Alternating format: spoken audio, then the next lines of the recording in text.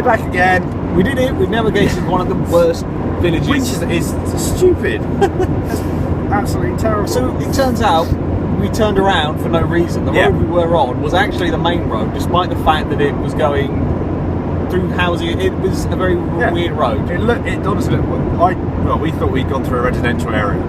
We should turn around. Turned around, had a look at the map, and then I may have slightly cheated and used Google Maps. But if I hadn't, I don't think we ever would have got out.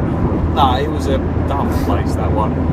But we are at the other side. Yeah. Only had 2 minor wrong turns. Which one due to poorly signposted. I'm not counting that as I'm not counting that as my fault. The first one was my fault. Yeah, it was a tit.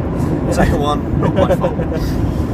So we're on the A31 at the moment. The first turn we see if the A272, turn off for that, and it's just all the way down there to Petersfield.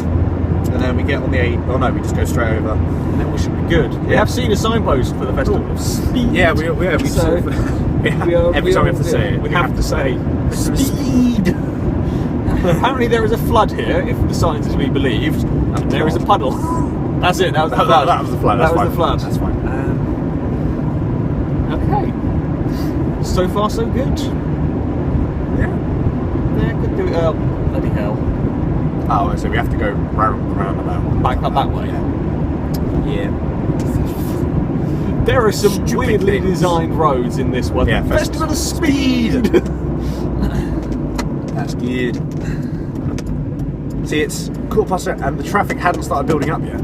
There isn't a traffic jam all the way to Goodwood yet, so we should be okay. And there are still barely any cars in sight, which is lovely. So if we do get lost and we make a meal of things, it's absolutely fine. Yeah. Always good. Right. So now that we're on the right track, and then we go that way. Yeah. yes, Okay. yes. That's it. We're still signposting. I don't want it to start really taking us. Oh, I was going to say it's a stupid way.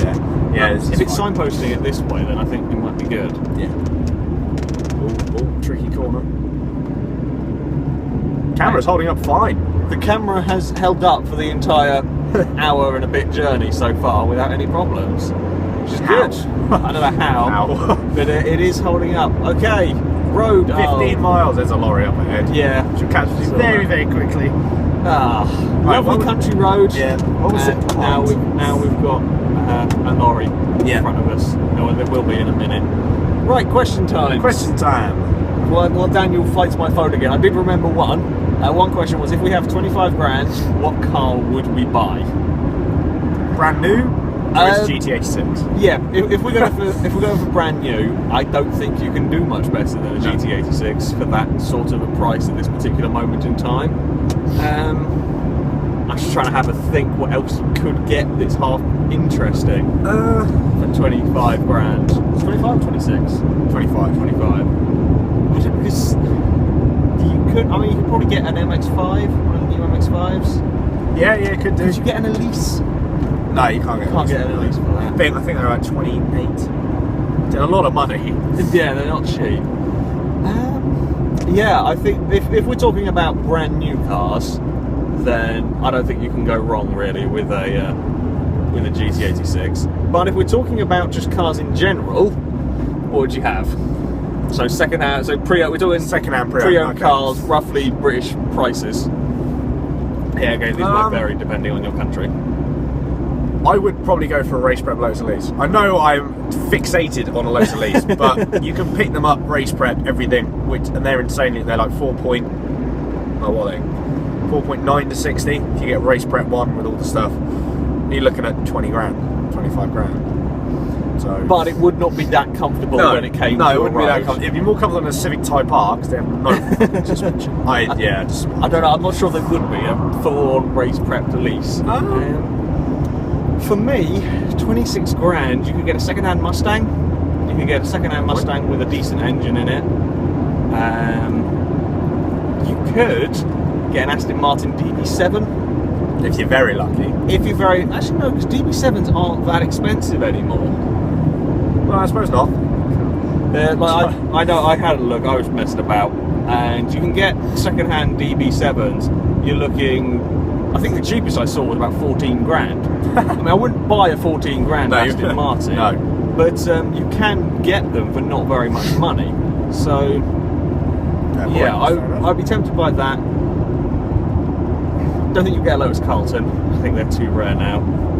Yeah, or you might get a Viper, but it would be a cheap one again. So I'm going to go with the DB7. DB7. I can't go wrong with an Aston Martin. They're both British. It's all good. So Lotus. So I'm going to break down way before you. Yeah. Right. Okay. At FailRace, if the three of us, two of us, or a single, or we're only taking a lorry. Yeah. It's good. I do like this thing. It does shift when it wants to. Yeah, it has some go about it. Yeah. When it needs to. Yeah. Okay. Right, So what was your question? At FailRace, if the three of us, the two of us, or just a person, could drive in any racing series, which would it be and why? I know what he's going to pick straight away. You can go first, since they know what I'll go first. Right. Okay. I'll do it for each of us. Okay. I'll do 3, the 2, the 1. Okay. I'll do the 3, the 2. If all three of us could do it, okay, I'd get another driver and I'd do Le Mans 24 hour. That has to be FailRace. Team FailRace. FailRace. The minute I have to do endurance in Le Mans. I'll just get FailRace bored Motorsport. and crash it, so I don't have to carry on anymore. So FailRace Motorsport team under the 124 hour, because that would be brilliant. If money was not an issue. Yeah, pigeon. Pigeons everywhere. I don't want to hit a pigeon in my car. So yeah, if money was not an issue, then it'd be a Le Mans 24 hour with us three. The two of us. So say if it was me and Alex or Alex and Husky or whatever, then I'd probably do the Bathurst. But the Bathurst would be a very. Is that two driver? Yes, that's I'd already do that. And then me on my own. There are multiple events. V8 Supercar Series there is a load of normal events where they do, like over a race weekend they have 3 races, and then they have the endurance season. There's 3 or 4 races they do where they have 2 drivers, and then they have one where they have, or they have 2 where they have international drivers as well. Oh, okay. So you have like Andy Prio and Gilles Villeneuve. Oh, right, okay. All of them drive Yeah. as the teammate to them, to one of the drivers. Well, I would find that quite scary as a regular V8 Supercar driver, because it's your championship points on the line.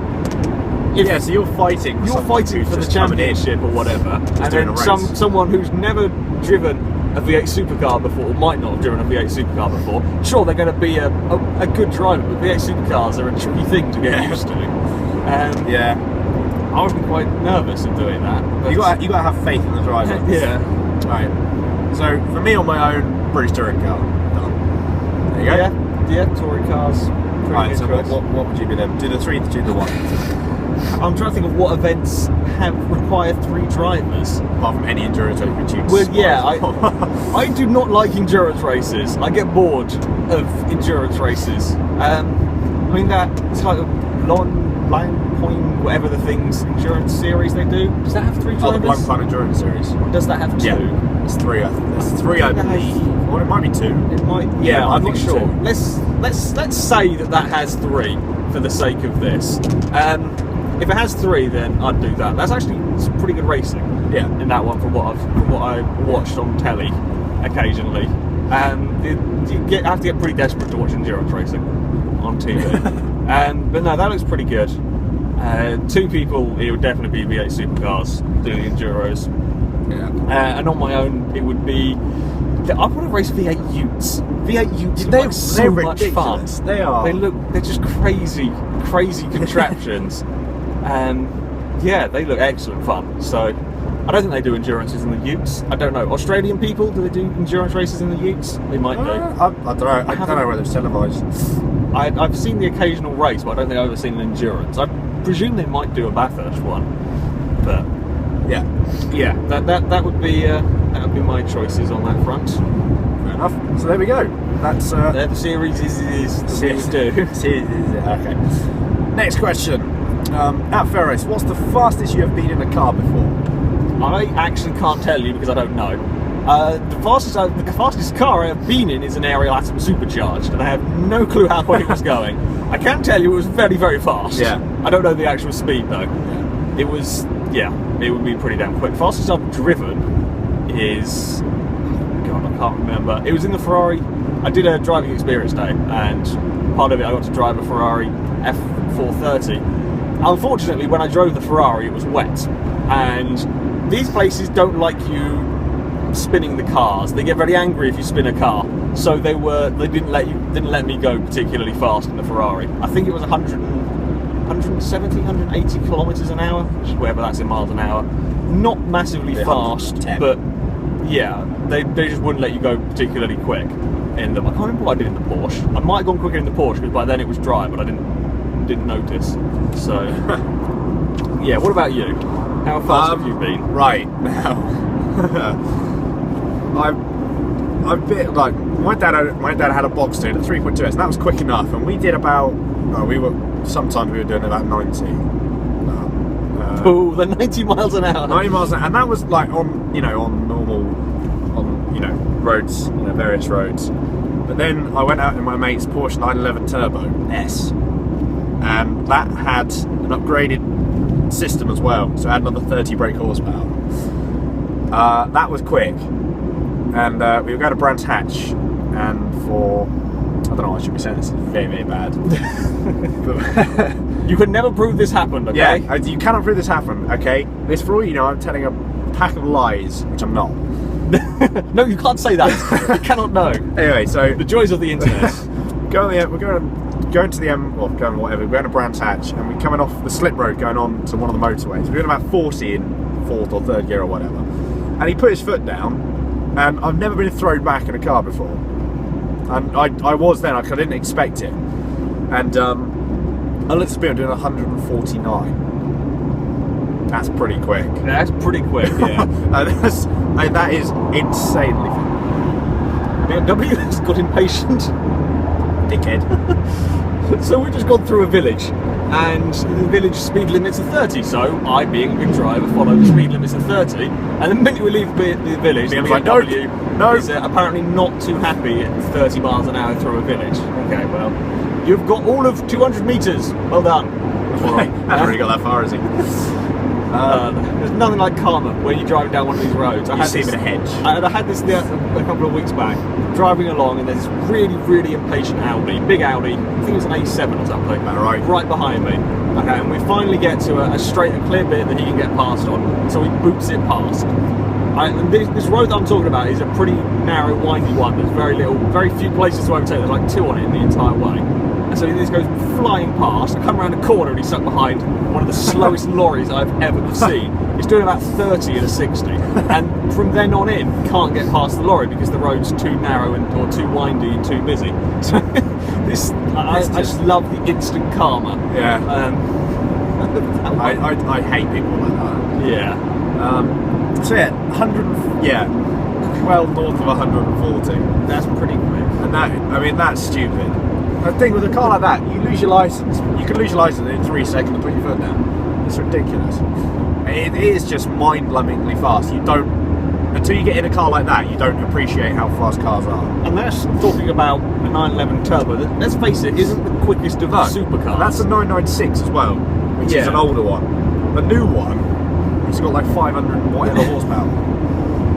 Yeah. And yeah, you get like, Ferraris and Lamborghinis and all that, and you think, what do they feel like?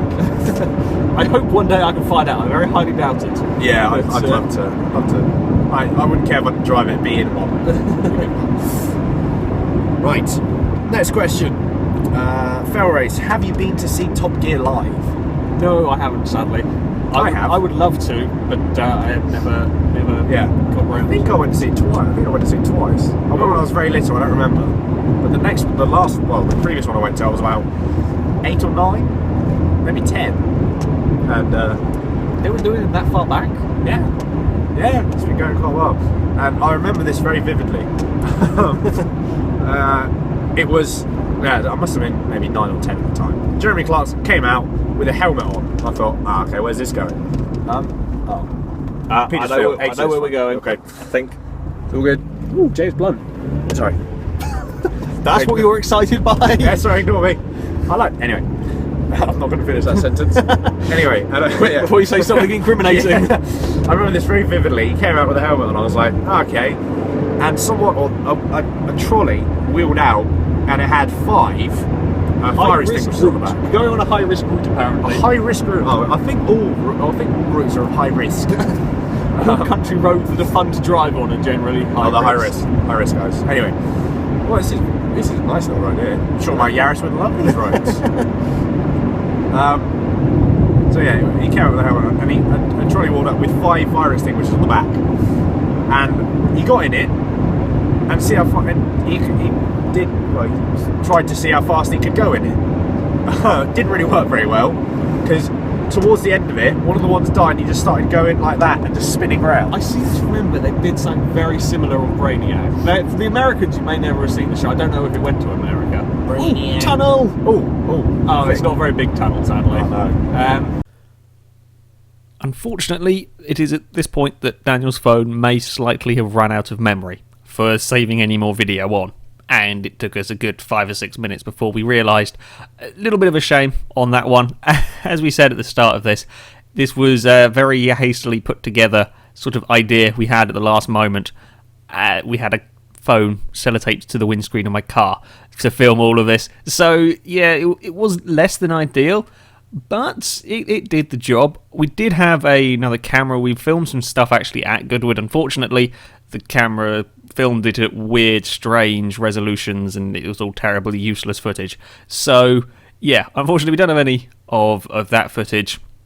Again, a little bit of a shame. We will be more prepared next time we do one of these. And I apologise for the sound quality is not amazing. It'll be worked on for next time we do some in real life stuff. People seem to enjoy this sort of video. I've got some ideas for the future of some things we might be doing. Hopefully I'll be able to organise it with everybody. Be a little bit of a faff, but yeah, people seem to like it. So there shall be some more in real life stuff at some point in the future. Unfortunately, can't really say any more than that. Anyway, that is it for this video, guys. So thank you very much for watching, and until next time, a goodbye.